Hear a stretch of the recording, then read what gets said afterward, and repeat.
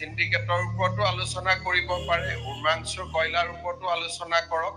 আৰু জাষ্টিস বিপ্লৱ শৰ্মা কমিটিৰ ওপৰত আলোচনা কৰক। আৰু যদি কিবা ঘটনাই আপোনালোকক মন আমনি কৰি আছে, এই এমাহত সেইখিনিও আলোচনা কৰিব পাৰো, কোনো আপত্তি নাই। বৈধ ভাৰতীয় নাগৰিকক ডিটেনশ্যন কেম্পটো আলোচনা। ঠিক আছে, চবখিনি 4টা টপিক আজি আমি কৰি থৈ দিলো, যে উমৰাংশু কয়লা খনি, সিন্ডিকেট, তাৰপিছত আমাৰ জাষ্টিস বিপ্লৱ শৰ্মা কমিটি আৰু ডিটেনশ্যন কেম্প, 4টা। মই 4টাই মানি লৈছো, কোনো আপত্তি নাই। এটা আলোচনা কৰি আমি সময় ঠিক কৰিম, তাৰপিছত আপোনালোকক জনাম। এতিয়া কাৰ্যসূচী 4 আণ্ডাৰ ৰুল 301 ৰমেন্দ্ৰ নাৰায়ণ কলিতা। বাকী 0 আৱাৰ্ছৰ কি হ'ব স্যাৰ? স্যাৰ বাকী স্যাৰ 0 আৱাৰ্ছৰ এক্সনমেন্ট হোৱাৰ কাৰণে এইখিনি টাইম গ'ল। স্যাৰ তেতিয়াহ'লে কালি দি দিয়ক স্যাৰ মতটো। ৰমেন্দ্ৰ নাৰায়ণ 0 আৱাৰ্ছ নাপাওঁ নেকি স্যাৰ? মাননীয় আজি সময় উপাধ্যক্ষ ডাঙৰীয়া, মাননীয় উপাধ্যক্ষ মহোদয়, মই অহাকালি যিহেতু ৰাজ্যপালৰ ভাষণৰ ওপৰত উত্তৰ দিব লাগিব, সেইকাৰণে মই ভাবো যে 0 আৱাৰৰ যিখিনি টপিক, যিহেতু পুৰা এমাহৰ বাজেট অধিৱেশন আছে, কোনোবা এটা সময়ত উত্থাপন কৰাৰ কাৰণে সুবিধা দি দিলে হ'ব। ধন্যবাদ। মাননীয় উপাধ্যক্ষ মহোদয়, অসম বিধানসভাৰ প্ৰক্ৰিয়া কাৰ্য পৰিচালনা বুলি 301 নিয়ম অনুসৰি তলত উল্লেখ কৰা ৰাজহুৱা গুৰুত্বপূৰ্ণ বিষয়টো মই গৃহ আৰু নগৰ পৰিক্ৰমা বিভাগৰ মাননীয় মন্ত্ৰীৰ দৃষ্টি আকৰ্ষণ কৰিব বিচাৰিছোঁ। বিষয়টো হ'ল দক্ষিণ পূব পানী যোগান আঁচনি ক্ষীপ্ৰ গতিত কৰিবলৈ দাবী। মাননীয় উপাধ্যক্ষ মহোদয়, আমাৰ ৰাজ্য চৰকাৰে বৃহত্তৰ গুৱাহাটীৰ পৰিয়ালসমূহক বিশুদ্ধ পানী যোগানৰ বাবে 3টা বৃহৎ পানী যোগান আঁচনি গ্ৰহণ কৰিছিল। এই 3টা পানী যোগান আঁচনি হৈছে আমাৰ দক্ষিণ মধ্য গুৱাহাটী পানী যোগান আঁচনি, দক্ষিণ পূব গুৱাহাটী পানী যোগান আঁচনি, আৰু এটা হ'ল দক্ষিণ পশ্চিম গুৱাহাটী পানী যোগান আঁচনি। ইতিমধ্যে আমাৰ যিটো দক্ষিণ মধ্য গুৱাহাটী পানী যোগান আঁচনি, এই আঁচনিটোৰ কাম ভালভাৱে হৈছে, ভালভাৱে চলি আছে, আৰু এই আঁচনিটোৰ জৰিয়তে কিছু অংশ এতিয়াও বাকী আছে। মই আশা ৰাখিছোঁ যে সেই অংশখিনিও নিশ্চয় মন্ত্ৰী মহোদয়ে বিশেষ ব্যৱস্থা লৈ এটা নিৰ্দিষ্ট সময়ৰ ভিতৰত এই কামখিনি কৰাৰ ব্যৱস্থা গ্ৰহণ কৰিব। ঠিক তেনেকৈ আমাৰ দক্ষিণ পশ্চিম গুৱাহাটী পানী যোগান যিটো আঁচনি, এই আঁচনিটোৰ কাম 2008 চনতে আৰম্ভ কৰা হৈছিল, 17 বছৰ পাৰ হ'ল। ইতিমধ্যে অৱশ্যে গেমনে এই কামটো দায়িত্ব দিয়া হৈছিল। প্ৰথম প্ৰায় 390 কোটি টকাৰ অনুদান আগবঢ়াইছিল, কিন্তু পৰৱৰ্তী সময়ত মাননীয় মুখ্যমন্ত্ৰীৰ হস্তক্ষেপত আমাৰ গেমনক অব্যাহতি দি L&Tক এই দায়িত্ব দিয়া হৈছে। ইতিমধ্যে L&Tয়ে এই কাম হাতত লৈছে, কিন্তু মই আশা ৰাখিছোঁ যে দক্ষিণ পশ্চিম যিটো পানী যোগান আঁচনি, ইতিমধ্যে মাননীয় মুখ্যমন্ত্ৰীয়ে বোধহয় 283 কোটি টকা এটা অতিৰিক্ত পুঁজি আগবঢ়াইছে। মই মাননীয় মন্ত্ৰীক এটা কথা অনুৰোধ কৰিব বিচাৰিছোঁ যে L&Tক দিয়াৰ পিছত এই কামটো ক্ষিপ্ৰতাৰে আগবাঢ়িছে যদিও কিছু অসুবিধাৰো সৃষ্টি হৈছে। এই অসুবিধাটো হৈছে যে নেশ্যনেল হাইৱে NOC লাগে, গতিকে ইতিমধ্যে আমাৰ জল বৰ্ডে আবেদনো কৰিছে। যদি মাননীয় মন্ত্ৰী মহোদয়ে এই ক্ষেত্ৰত যদি অলপ যোগাযোগ কৰি NOC যদি তৎকালীনভাৱে ওলাব পাৰে, তেতিয়াহ'লে কামটো ক্ষীপ্ৰ গতিত আৰম্ভ হ'ব। আৰু এই পানী যোগান আঁচনি আমাৰ জালুকবাৰীৰ পৰা গড়চুকৰ পৰা ফটাশিল আৰু লগতে পাহাৰ অঞ্চল, অৱশ্যে আধাৰলৈকে বিস্তৃত, সেইখিনিৰ সমস্যা হোৱা নাই। বাকী এইখিনিৰ এটা ডাঙৰ সমস্যা হৈছে যে আমাৰ যিহেতু জালুকবাৰীৰ পৰা গড়চুক হৈ গণেশপাৰা ইতিমধ্যে ডিলিমিটেশ্যনত এইটো জালুকবাৰী সমষ্টিটো অন্তৰ্ভুক্ত হৈছে আৰু চেণ্ট্ৰেল গুৱাহাটী যিটো মোৰ সমষ্টি বৰ্তমান সেইটোত আকৌ আমাৰ যিটো শান্তিপুৰ দুৰ্গা সৰোবৰ বা পাহাৰ অঞ্চল এই অঞ্চলখিনিৰ কাম যেইভাৱে হ'ব লাগিছিল হোৱা নাই মই আশা ৰাখিছোঁ যে এই কামখিনি কৰাৰ ক্ষেত্ৰত যদি মাননীয় মন্ত্ৰীয়ে এটা ভালভাৱে যদি নিৰীক্ষণ কৰে কামখিনি কৰাৰ ক্ষেত্ৰত যদি LNTক অলপ প্ৰেছাৰ দিয়ে তেতিয়াহ'লে মই ভাবোঁ যে এই কামখিনিও নিশ্চয় সোনকালে হ'ব আৰু বিশেষভাৱে এটা অসুবিধা হৈছে যে যি তিনিটা বৃহৎ প্ৰকল্পৰ কাম চলি আছে এই প্ৰকল্পকেইটাৰ যিবিলাক পথেৰে আমাৰ গাঁত খান্দি আমাৰ যিবিলাক পাইপ পুতি থকা হৈছে সেইখিনি যিখিনি ৰাস্তাৰ কাম সেই ৰাস্তাৰ কামখিনি মানে সামূহিকভাৱে কৰা হৈছে গাঁতখিনি পুতিছে আমি আগতে এই ৰাস্তাবিলাক আমি মাননীয় মুখ্যমন্ত্ৰীয়ে আমাক টকা দিছিল তেনেধৰণে আমি সুন্দৰভাৱে ৰাস্তাবিলাক কৰিছিলোঁ কিন্তু যিভাৱে ৰাস্তাখিনি পুনৰ নিৰ্মাণ কৰিব লাগে তেনেধৰণে পুনৰ নিৰ্মাণ কৰা হোৱা নাই গতিকে মই ভাবোঁ যে এই ৰাস্তাৰ কামখিনি যদি গড়কাপ্তানি বিভাগক দায়িত্ব দিয়া হয় যদি গড়কাপ্তানি বিভাগে পুনৰ মেৰামতিৰ ক্ষেত্ৰত যদি ব্যৱস্থা লয় তেতিয়াহ'লে ৰাস্তাখিনি আগৰ নিচিনা অৱস্থালৈকে আহিব আৰু তেতিয়া সেই ৰাস্তাখিনি যাতায়াতৰ যথেষ্টখিনি সুচল হ'ব ঠিক তেনেকৈ আমাৰ যিটো দক্ষিণ পূব পানী যোগান আঁচনি এইটো ইতিমধ্যে বাতৰি কাকততো প্ৰকাশ কৰিছে যে দক্ষিণ পূব যিটো পানী যোগান আঁচনি এইটো ADB-য়ে এইটো কাম ফাণ্ডিংটো ADB-য়ে কৰিছিল কিন্তু যিমানখিনি পুঁজি দিছিল মই জনাত পুঁজিখিনি শেষ হৈছে এতিয়া বোধহয় NDB-ৰ লগত এটা বোধহয় আলোচনা হৈছে বোধহয় এগ্ৰিমেণ্টটো হৈছে এইটো 2013 চনতেই এইটো আৰম্ভ হৈছিল গতিকে ইয়াত ৰাইজে ইতিমধ্যে অসন্তুষ্টিও প্ৰকাশ কৰি আঁচনিৰ কামটো যাতে যদি NDB-ৰ লগত যদি বুজাবুজি হৈছে বা তেনেধৰণে ফাণ্ড দিয়াৰ ব্যৱস্থা লৈছে তৎকালীনভাৱে সেইখিনি কৰাৰ ক্ষেত্ৰত যাতে ব্যৱস্থা লয় তাৰ বাবে মই বিশেষভাৱে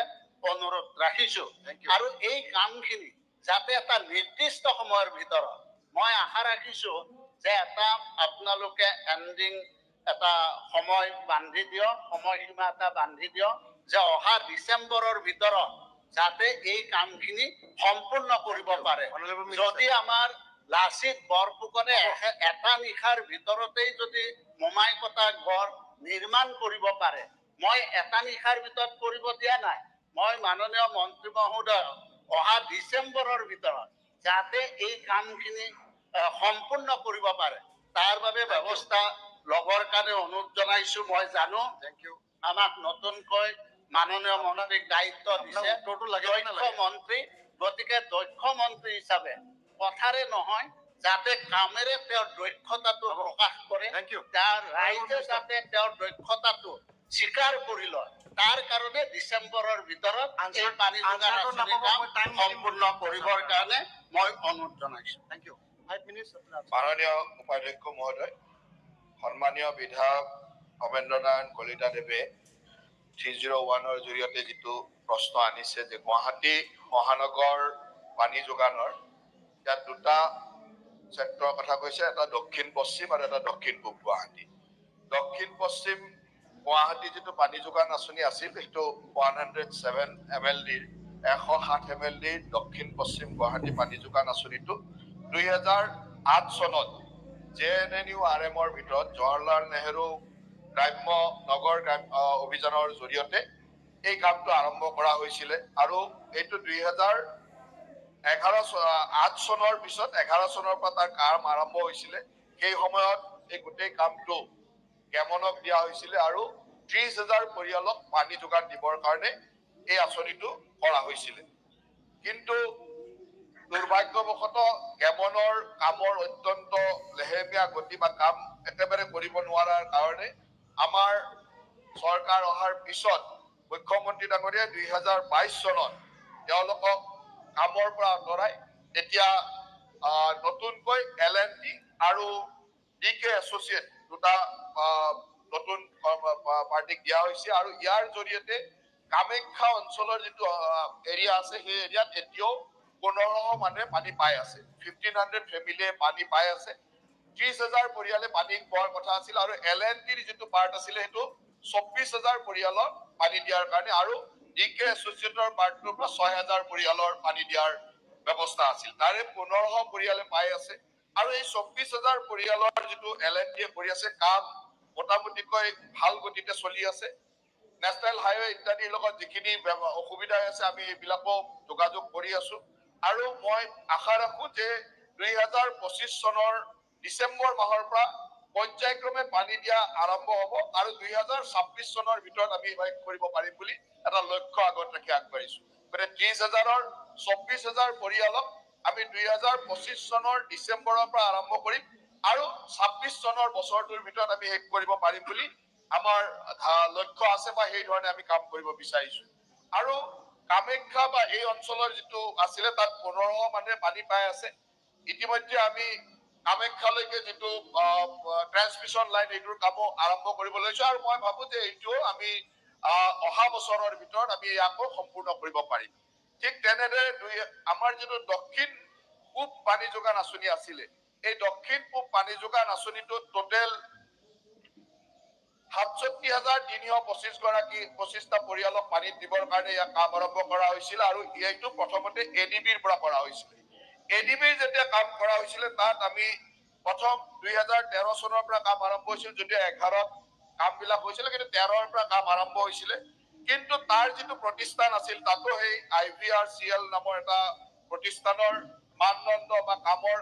খুব খেলিমেলি হোৱাৰ কাৰণে তেওঁলোকক 2015 চনত তেওঁলোকক অব্যাহতি দিয়া হয় তাৰ পিছত শিৱম প্ৰাইভেট লিমিটেডক দিয়া হয় আৰু তেওঁলোকৰ জৰিয়তে প্ৰায় 37 কোটি টকাৰ মূল পৰিবাহী পাইপলাইন আৰু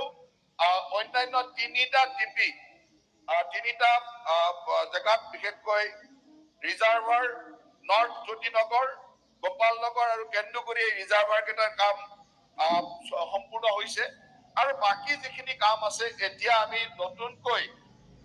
NDBৰ পৰা আমি চুক্তি স্বাক্ষৰ কৰি বা NDBৰ কামখিনি আমাৰ আগবাঢ়ি গৈ আছে আৰু মই ভাবো যে NDBৰ যিখিনি আছে NDBৰ পৰা আমি 882.67 কোটি টকা ঋণ হিচাপে লৈ দক্ষিণ পূব গুৱাহাটী পানী যোগান আঁচনিটো সম্পূৰ্ণ কৰাৰ লক্ষ্য ৰখা হৈছে আৰু দ্বিতীয় পৰ্যায়ত এই কামসমূহ এতিয়া যেটা প্ৰথম পৰ্যায়ৰ কাম ইতিমধ্যে শেষ হ'ল সেইখিনিত মাত্ৰ 3টা ৰিজাৰ্ভাৰ হৈছে আৰু অকমান লাইন আৰু ৰাস্তাৰ কিছু কাম হৈছিলে বাকিখিনি কাম আমি NDBৰ লগত ইতিমধ্যে যেহেতু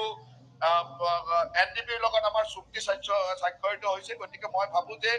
ফাৰ্ষ্ট কোৱাৰ্টাৰতে NDBৰ কামখিনি হয় সেকেন্ড কোৱাৰ্টাৰৰ পিছত মানে আমি ধৰি লৈছো যে আগষ্ট মাহৰ পিছৰ পৰা NDBৰ কাম কন্ট্ৰাক্টৰ পৰ্যায়লৈ যাব টেন্ডাৰ হ'ব কন্ট্ৰাক্টৰ পৰ্যায়লৈকে কামখিনি আগবাঢ়িব থ্যাংক ইউ ঠিক তেনেদৰে গুৱাহাটী যিটো মধ্য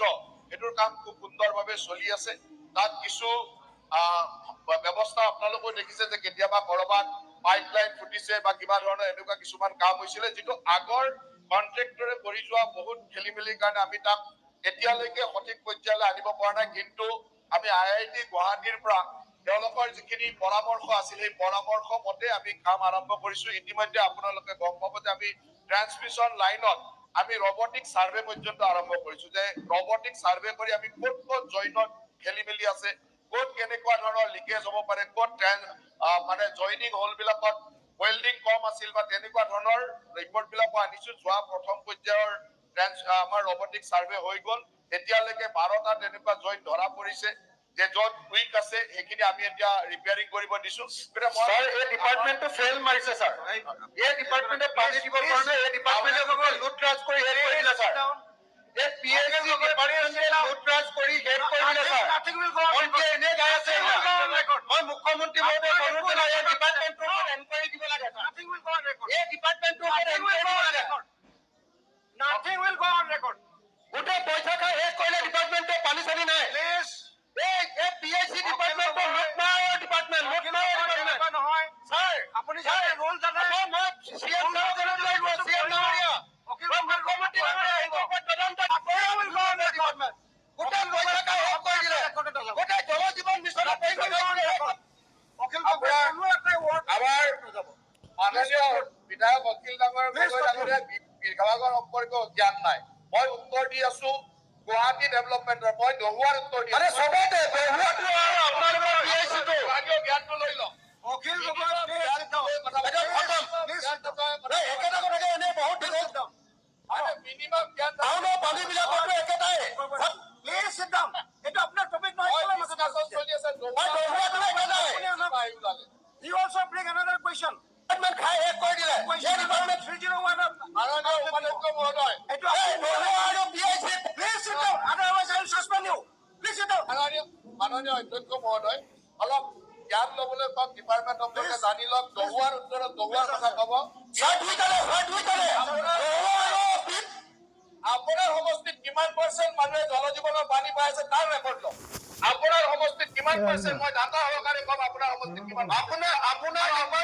পইচা খাই শেষ কৰে আপুনি কিয় মই CM ডাঙৰীয়া অনুৰোধ জনাইছো এই ডিপাৰ্টমেণ্টৰ ওপৰত এনকুৱাৰী দিব লাগে PIC আৰু দহুৱা এই দুইটা ডিপাৰ্টমেণ্টৰ ওপৰত এনকুৱাৰী দিব লাগে Honorable Minister, দহুৱা আৰু PIC এই দুইটা ডিপাৰ্টমেণ্টৰ টকা খাই শেষ কৰি দিলে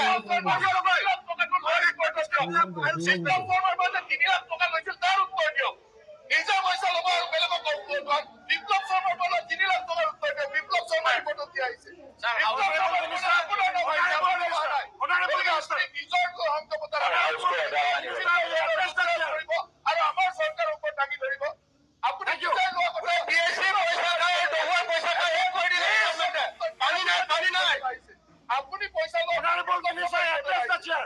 পানী নাই ছাৰ পানী নাই ছাৰ PIC টো লাগে পইচা পাব তাৰ উত্তৰ দিব ৰাকেশ পালৰ পৰা কিমান পইচা দিছিলে তাৰ উত্তৰ দিয়ক ৰাকেশ পালৰ পৰা পইচা লোৱাৰ উত্তৰ সদনত দিব লাগিব Honorable Minister, address the chair. Sir ঠিকে আছে স্যাৰ আমাৰ কথাখিনি কব নিদিয়ে আৰু কেনেকুৱা হ'ব বস্তুটো আমাৰ কথাখিনি Honorable Minister, address the chair. Sir Please sit down. Please sit down. আপুনি senior most এতিয়া ক'বলৈ গ'লে আপুনি ৰুল জানে এনেকা মাজত ক'ব নোৱাৰে You cannot. স্যাৰ মই এটা গুৰুত্বপূৰ্ণ প্ৰশ্ন উত্থাপন কৰিছো মই আপুনি হ'ল কথা উঠাল মাজতে হস্তক্ষেপ কৰি আপোনাৰ হ'ল মিনিষ্টাৰৰ আনচাৰ হস্তক্ষেপ কৰাটো বন্ধ কৰিব লাগে Please conclude. আগে ৰিজাল্ট আগে উত্তৰটো সম্পূৰ্ণ কৰক হ'ব আমিতো সেইকাৰণে দিছো মাননীয় অধ্যক্ষ মহোদয় গতিকে মই মাননীয় অধ্যক্ষ মহোদয় ৰমেন্দ্ৰ নাৰায়ণ কলিতাই এটা প্ৰশ্ন সুধিছে জয়ন্ত মল্ল বৰাই উত্তৰ দিছে অখিল গগৈ ডাঙৰীয়া হাইজেক কৰি লৈ যায় এইটোৱে সকলোকে ক্ষতি কৰে তেখেতক এটা নিৰ্দিষ্ট সময় দি দিয়ক যি ক'ব লাগে এঘণ্টামান একেলগে কৈ থাকক তেওঁৰ মনত যিমান আছে যাতে বাকী সকলক দিগদাৰী নকৰে মোৰ গোটেই কথাটো হ'ল তেওঁৰ কথা শুনাত কোনো আপত্তি নাই এঘণ্টামান তেওঁক পুৰা দি দিয়ক তেওঁ গোটেই অসমৰ ওপৰত কৈ যাওক